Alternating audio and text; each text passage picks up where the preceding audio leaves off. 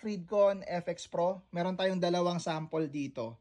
Kung paano siya i-on, meron lang push button dito na on and off. Hold nyo lang for 2 seconds. Napakaganda ng sound quality nito. Saka ang bilis niyang i-connect. Hold din natin to for 2 seconds hanggang mag-on.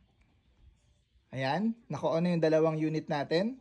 Tapos, hold nyo lang tong mesh button na to for 2 seconds din. 1, 2, hanggang umilaw yung mesh. Yan. Tapos, ito rin. Hold nyo rin for 2 seconds. 1, 2. Then, antayin lang natin sila mag-pair. Inarinig nyo? It said, intercom connected. Try natin ha. Hello.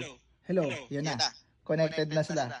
So dito ako nagsasalita. Ang gagawin natin mga sir is lalabas ako ng bahay.